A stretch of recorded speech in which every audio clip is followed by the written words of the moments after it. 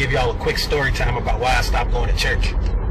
So I kind of grew up in the church for the most part. I probably went until I had the decision to not go. You know what I'm saying? Like when I hit 16, 17, and my grandma, they would wake up Sunday morning, and I'd be like, I don't feel like going. And then that one Sunday turned into 2 Sundays, but I was still kind of involved, in church. In fact, my oldest daughter's mom, her parents own a church to this day in Hampton, Virginia. And when I was with her, I was fairly active in their church. I attended every Sunday, helped out around the church, did whatever. But I didn't officially decide to stop going to church cold turkey until around 2009-ish. I would still go, some Sundays with friends. Some Sundays I would go to, my daughter's grandparents' church. In fact, this was that time, when niggas was dressing business casual to even go to the club, because Jay-Z said, jerseys is for kids. They were throwing a button up. If you didn't have on a button up, you wasn't getting in Blakely's. So, shout out my guy Hutch. Hutch, also known as, Pilot the Wise Man, B-Boy at the time. He was in a group called Moulage. Moulage had a song called Trickin'. They had a show in Virginia that night. It was a Saturday night. And they had the whole VIP section at Blakely's, right? I was in the Navy. So, the whole supply department, which was the department that I worked in, would show up, Wednesday nights, you had one club in Newport News. Thursdays, you had another club in Virginia Beach. That's just how we move. Like, it would be like all the black guys from this one department in the club. You know what I'm saying? So that night, we got the whole VIP. Niggas is out. Right? There's people that I know there. You know what I'm saying? Like my whole, shout out my guys, Chuck. All the supply niggas, I know y'all. There was this nigga I didn't know, right? But you kicking it, you chilling with everybody. I'm talking to the guy, we all talking, we all conversing, whatever. He cool, he mad cool. So the Fat Man Scoop song, you got a $50 bill, put your hands up, you got a $50, man, no, niggas throwing their hands up, hey. You know what I'm saying? The waitress come around, niggas is buying drinks and shit. This is also why I stopped carrying cash. You know what I'm saying? You take your money out, pay out to the waitress, and you can see how much money you got on you. Alright? Keep note of this. So, it just so happened that Sunday, I was supposed to go to church with this girl I was talking to at the time. Because she invited me out to church. I don't know why people think, that's like a way to get with somebody, like. But it is what it is. At that time, if you invited me to church, I would go. You know what I'm saying? It is what it is. So we get to the church. I'd never been to this church before. And it's a fairly decent sized church, but clearly everybody there, was like a long standing member, knew each other. It was cool, whatever. All right. And I hear this familiar voice say, "Good morning, saints."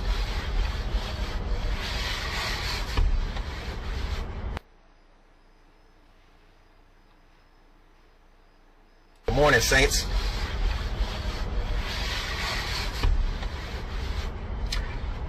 And it sounded like the nigga from the club last night. So I look up. It's the nigga from the club last night. You know what I'm saying? Nigga? Like, damn, he's a preacher? That's crazy. It is what it is. Hey. The Lord sends you to some strange places, I guess. You can go minister to people in the club. Or whatever. Because he was a younger guy. He was maybe, mid-30s. I don't know. Alright? Service goes on. It's time for offering. Now, when I was going to church, I put $20 in the plate. Call it a day. That's it. That's it for me. $20. There you go. So he looks around the room. He says, anybody have 20? Nigga look right at me. So I'm already putting 20 in the plate anyway. And you walk up, you put some money in the plate. Looks around the room, I know he was there last night. He saw me at the club. You know what I'm saying? Pulling out money to pay for drinks the whole night. So he sees me pulling out money. He knows I have some money on me. Anybody, $50. I'm still in my seat. He look around, a few people come up, put $50 in there. He look right at me. So I look right at him. Like, he say again, does anybody have $50? I look back. So, I don't want to say reluctantly, this was church, but it is what it is now. Reluctantly, I go up there, throw $50. So he says, does anybody have $100? He looked at me and goes, all right, now, goddammit, I got up and walk the fuck out, man. I ain't been to church since, though. I want to give all the praises and the honor to Yahweh, Bahashem, Yahweh Shai, Bahashem, Ruach HaKodesh, and double honors to the elder apostles and the elder bishops of Great Millstone. Honors as well to the other elders, your brethren, your fellow believers of this truth, supporters of this truth. Shalom to you, few sisters. Shalom to the elect.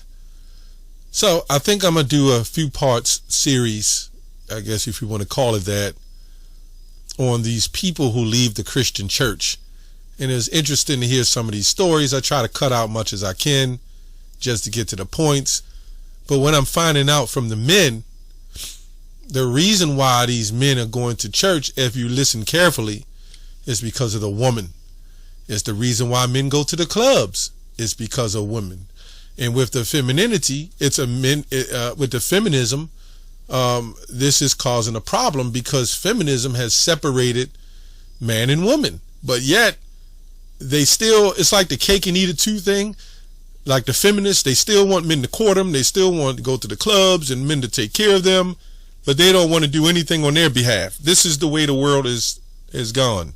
And that's what you call pure feminism. A lot of men go to these churches. I knew a guy who was a pastor, and he earned his wings or whatever they call it, or it's some little thing you put on your collar. And he said the women would look at it, and and they would, they would see some form of status, and then they would want him, right? So we know women are carnal by nature. I mean, let's be honest. I mean, they'll tell you it's all about emotions and this and that. No, it ain't. You'll get this is real talk. You'll get a woman, right? You could be up there with 50 jakes, and one of them is popular, and all 50 women that come up that matches you, 40 of them will go to that jake, that has popularity and power. And this is what it is, and men seek power. So this man goes to the club, right? He finds out the man he's going to the club with is, that he runs into, is a pastor of the church. So now we can see the pastor of the church is taking the people's money and going into the clubs and spending it on the hoes. We know how it go. That's how it is. He probably got a nice car, right? And these are the things that the Christian apologists need to be evaluating when it comes to these other preachers and Christian churches. Anyway, John 8:32, I always start off with this, and ye shall know the truth, and the truth shall make you free. Right? This man can see firsthand what the Christian church has done. So I'm going to read a little bit of commentary, but first I'm going to read Acts 7:48. Howbeit the Most High dwelleth not in temples made with hands, as saith the prophets. And what it means by the temples made with hands, right? The Lord deals in the temple of the body, right? His elect, not those buildings. But why are they made by hands? Because they're made by carnalists. They're not built by the Lord, right? That's the main thing. They are not of the Lord's. So let's go to, I want to go to a little commentary, but let's go to Micah 3:11. It says, the heads thereof judge for reward, the priests thereof teach for hire, and the prophets thereof divine for money. Yet will they lean upon the Lord, right, and say it is not the Lord Yahweh among us? None evil can come upon us. So we know this happened in the ancient times We know in the ancient times, which we believe in reincarnation, we know in the ancient times that these situations happen, and these preachers today are some of those Pharisees as well. Even some men that's in the truth as being Israelites are wicked Pharisees. And remember, a lot of them didn't like the Messiah. That's why you have Israelites today, like the IUIC. They don't care for the name of the Lord, and they set their leader up on high over the Lord, over Yahushua. Yahushua rides in on a donkey. He rides in on a horse, the Bishop Nathaniel. I'm just saying. I'm not trying to get off topic. But this is what it is. They don't care about the body of the people or the truth. All these pastors and pimps care about, right, is the hustle. And they take cat. What's the scripture say? Let me get that real quick. And these scoffers try to say that they wearing Power Ranger outfits. Well, what the hell is those suits with the noose around the neck? Right? The same thing they wear when they go to court. The same thing the presidents wear, and the same things when they given nominations or they're fighting for presidential debates. They all wearing suits. Isn't it ironic how the Christian church, with the 12 choiries and the cross and the pews and the stand on the front, kind of look like the courthouse with the pews and the jurors and the stand and the symbol behind the back? It's the same thing. This is Rome all over again. 2 Timothy 3:6, right? This is what it says. For of this sort are they which creep into houses and lead captive silly women, laden with sins, led away with diverse lust. Now, this woman that brought this man into the church, which the scripture says, what Solomon says in, was it Ecclesiastes 7:26, their hands is bands and snares and nets. We pretty sure, let me say, I'm pretty sure that she had dealings with men in that church. And this is where you get the pimps and hustlers and hucksters, right? The women is going because the preacher's showing authority. He's showing money. They're dropping 50s and 100s. This guy, I guess at least he found out. He lost his 50 and he found out that he was being hustled. And that's the Christian church. When I went to Christian church, they passed around that plate, I don't know how many times, that fake brass plate with the carpet at the bottom. You know what I'm saying? So this whole thing that we've converted to under that plantation Christianity was all built on slavery, and everything they're doing is how they re-educated us to follow the ways of the wicked. And that's not how we're supposed to do it. Right? So let's go to a little commentary, Matthew Pools. There's different ones on here. I'm going to just read this one. The heads thereof judge for reward. Whereas the judges were God's deputies to hear the determined causes, as the merit of the causes were found without respect of persons. They should have been careful to give such judgment to God, such as God would give. For the judgment is the Lord's, and he sits in the midst of the judges. These corrupt judges attended little to the cause, but much to reward. So you can see what's happening. That's why in Matthew 23, he said they sit in Moses' seat. Do as they say, but don't do as they do. So what we see here is if you had a little more finances, a little more dividends, then you would get a little more accepted. And if you were poor, then you didn't get, the full, treatment in the church that you were supposed to get. It'll keep going. The judgment as God would give. These corrupt judges attended to the cause, but much to rewards. And with them, the greatest bribe made the justice cause, the justice cause. And he was most guilty who was poor and could not, or honest and would not, right, give the expected reward. It's kind of like the same thing in the courts. And you don't have a good lawyer, you're toast. You know, sometimes you can get a good public defender on small matters. I learned the court system being in trouble all the time. And what I used to do is I just go in there and give me a jury trial. If it wasn't worth their time and I knew it wouldn't, I would drag it on for 6 months and they'd just throw it out, you know. But anyway,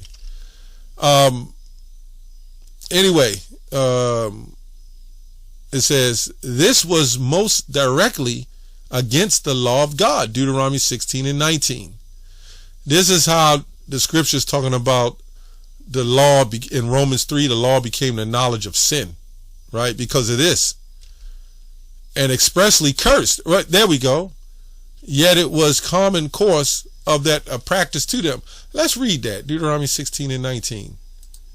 Let's read that. Right. It says, thou shalt not wrest judgment. Thou shalt not respect persons, neither take a gift, for a gift doth blind the eyes of the wise and pervert the words of the righteous.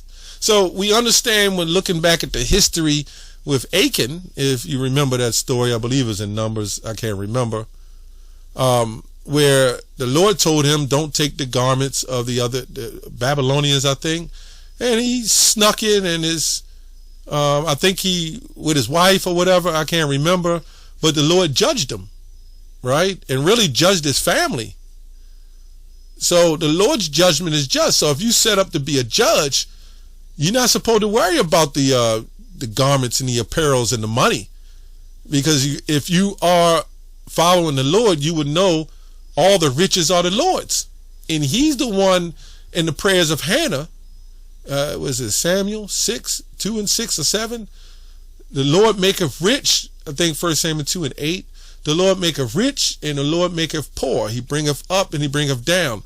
So if you're going with this kind of injustice, you literally don't have faith and you're not following the Lord. This is why he had to send his son. This is why it said to the Jew first and then to the Gentile, because you can't be boasting in the seed of saying you've Abraham's seed when you know all the corruption that came with being a Jew. So you need to have the salvation through the Son, where the Lord sends his son, and then you'll have salvation because it's through faith. That's why he shed his blood in purity for the elect of the Israelites. Well, let me say the nation of Israel. This all ties into that. Let's go back. And especially cursed, yet it was the common course and the practice with them.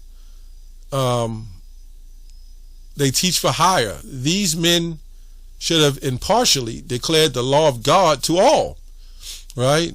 Israelites, we all know this. See, when we see it to all, we know this is talking about the Israelites, but when Paul said, you thought they were a Gentile or stranger in there, now it's talking about everybody. But anyway, told them what was clean or unclean, what was prohibited, what was permitted, and what was commanded. That's why the Lord didn't need us to do sacrifices. This is exactly why the Lord already knew what we were going to do. He already knew he was going to send his son, but we had to go through these phases. Anyway, being pleasing to God, and what dangerous to them, being offense to their God. But these for hire would direct them how to please themselves, and through they broke the law, not be guilty to extort, yet not be guilty of usury. So they was going all in. And of course, if they had the money, you were cool. And you know that they would have nepotism and sort of favoritism. And this is why the Messiah was speaking, I think in is it Mark 7 or something like that, when he was speaking about that basically they would teach, they was hirelings, right? They were hirelings, they were hired. A hireling is a hired help, and when they see the sheep cometh, they flee, right? Is yet to be guilty of usury to kill the enemy. Let's get that real quick. I don't want to just pull that up, and I know it's in what they say so-called the gospel. When I pull it up, it never, Luke, let me see where it's at. I think it said he is a hired hand.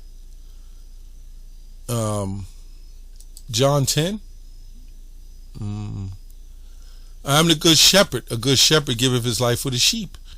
But he that is a hireling, and not the shepherd, whose own the sheep are not, seeth the wolf coming, and leaveth the sheep, and fleeth. And the wolf catches them, and scattereth the sheep. So a lot of this, the Lord said, I think not I come to destroy the law. A lot of the things he was reverting to back as well, because these things happened back then. You always had them hired hands, you know. Anyway, to exhort guilty to kill the enemy, yet not guilty of murder, nor break the sixth commandment, to be unnatural to parents, yet not sin. Let me go up to get a clear understanding of what it's saying. What was safe for them, being pleasing to God, and what dangerous to them, being offenses to their God, but these for hire would direct them how?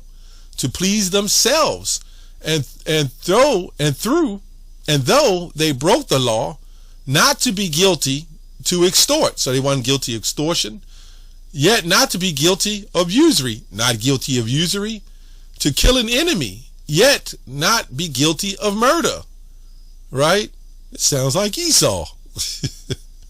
Nor break the sixth commandment, to be unnatural to parents, yet not a sin. So basically, if you had the dough, you got paid, and if you got paid, you was good. And if you had close to the family, and this is the same thing in the church today. They divide for money. Let's read this real quick. Which being extraordinary persons raised of God, and sent by him to deliver his message impartially to all his people, to all ranks of men among them, without fear, flattery, prejudice, right, or any respects. There were in this people at this day a sort of men called prophets, but were indeed mere fortune tellers, as we call a vagabond sort of persons among us. And these made a trade of divining. Right? Let's look this up real quick. This is what they do in the church. To make out by divination, to foretell future events. I just wanted to go there real quick. And this is why he kept saying that the prophets say this, believe him not. The Messiah even say that. If they say, lo, come here, don't believe him. Right? And even in the Old Testament, it says, don't believe them. You know, these particular prophets. And as if it were their power to frame future things to the mind and honor to men. For a good round sum of money, they would sell prosperity to them. Is this not the church? For they never told great good to come to any but such as gave a great reward. So basically they would give them, tell me what I need to hear. And you give them money, you're going to have great fortune, son. You know what I'm saying? This is probably, where to get them fortune tellers, right? That stuff is all wicked. And little money with them never purchased the news of a great advantage. So basically if you had good money, you would be lined up even for future things. You know what I'm saying? You would be looked out for. And this is why Yahushua said he comes for the poor. This is why he gave credit to the woman who had a little bit of money, because these Pharisees, they've been doing this, man. And whosoever had the first misery to be poor, they could not buy, or else were wiser than to believe these imposters. These were sure to be told a sad story of troubles and afflictions. There were many disciples of Balaam. And that's IUIC too. You know, shaking them down, the Baconator, the woman had a woman standing out there trying to sell IUIC apparels, and the one guy was on the bus of the IUIC, and if he couldn't make it home in time, and they would ridicule him and certain things. This stuff it's insane. Yep. Yet will they not lean upon the Lord? You know, so I just wanted to touch on that. I'll probably do more videos on this with the there's a lot of men leaving the Christian church, and one of the main reasons is the woman. And now a lot of women are leaving the church, and if the women ain't there, the damn sure the men ain't gonna be there. You know, the women are following Sexy Red. And the other women that are there, they've reckoned their years with the other men in the church, as the book of 1 Corinthians 14 says, when it talks about, or when it talks about the bishop being blameless. When you read up the history on that, the women were reckoning their years, and they was passing the men were passing them back and forth. And that's why the bishop says, that's why I said the bishop must be blameless, because if he married another woman that was in that church, and she already had 5 husbands as a woman at the well, then yeah, he wouldn't have respect in the church. Anyway, that's all I have on that.